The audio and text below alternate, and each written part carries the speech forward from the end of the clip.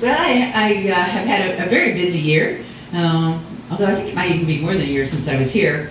But I spent all last summer doing this Sing Out for Single Payer thing, and then in December I was at the Climate Summit, which I told you a little bit about. My husband got arrested at the Climate Summit, and they handcuffed him behind his back and made him sit down on the ice-cold ground there in Copenhagen, and he sat there for 4.5 hours. And when a cop finally came around to load him into the paddy wagon, he says, get up. My husband said, well, I would if I could. So the cop helps him up. By then he figured out that he's a Swede and that he's old and he probably wasn't making too much trouble. So he cuts his handcuffs off him and says, you can go. And my husband says, could I borrow your phone? And the cop says, okay. So he uses the phone and calls it. So anyway, my husband becomes this instant little celebrity because he was sort of prototypical of all the people who shouldn't have been rounded up that day. He was on Danish television, he was on Swedish television, he was in the Danish mainstream paper. And the mainstream paper is pretty right-wing, but there were some serious right-wing papers in Denmark.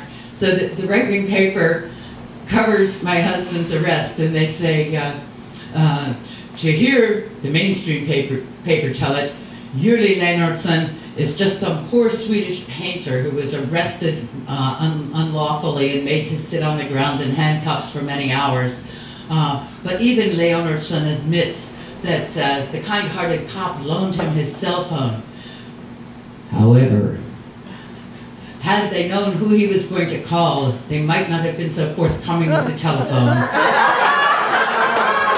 Because Jurli Lennartsson is the man of Anne Feeney, a legend in communist circles, and a member of the world's oldest terrorist organization, the Industrial Workers of the World.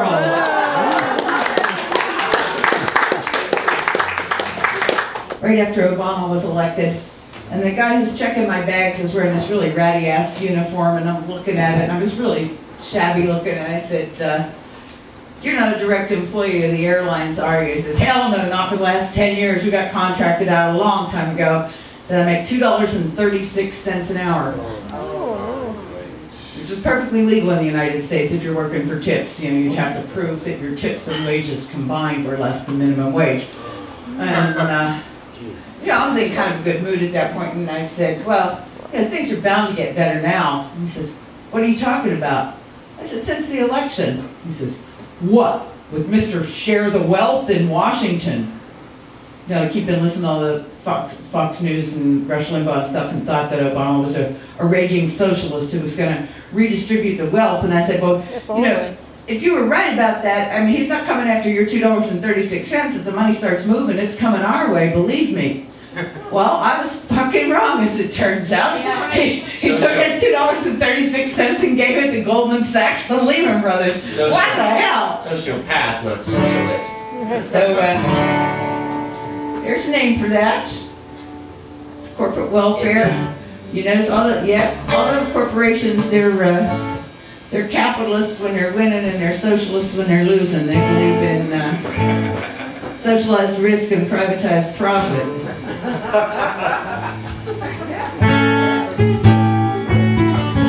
It's time to end welfare as we know it.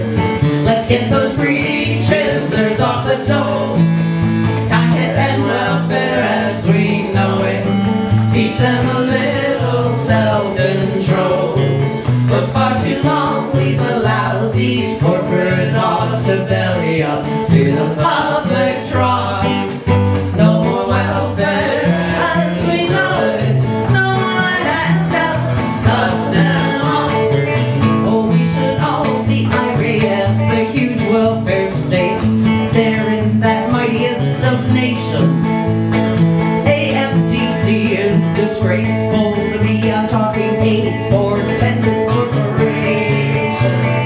Free enterprise, cruelest of lies. It cost us $750 billion last month, I think. If they paid their fair share, we'd have billions to spare. It's time to tell them the buck stopped here. Consider Charlie Irwin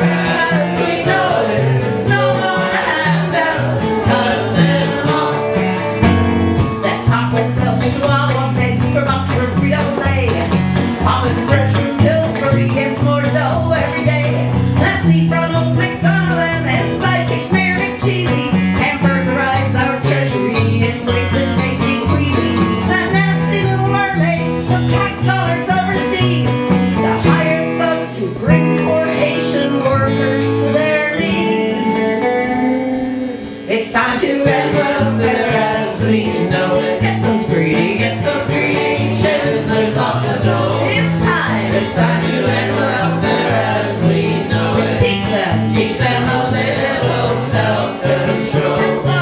For far too long we've allowed these corporate hogs to belly up to the public trough. No more welfare as we know it. No more handouts, cut them off. They're picking every pocket from sea to shining sea. We must intervene to break this cycle of dependency. ADM and Cargill, General Motors, Ford and Boeing, AIG and Lehman, and that welfare line keeps growing, growing, growing.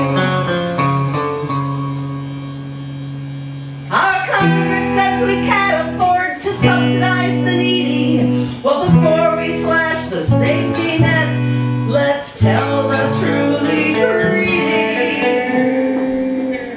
It's time to end welfare as we know it. Get those greedy chiselers off the door. It's time to end welfare as we know it. Teach them a little self-control. For far too long we've allowed these corporate hogs to belly up to the public.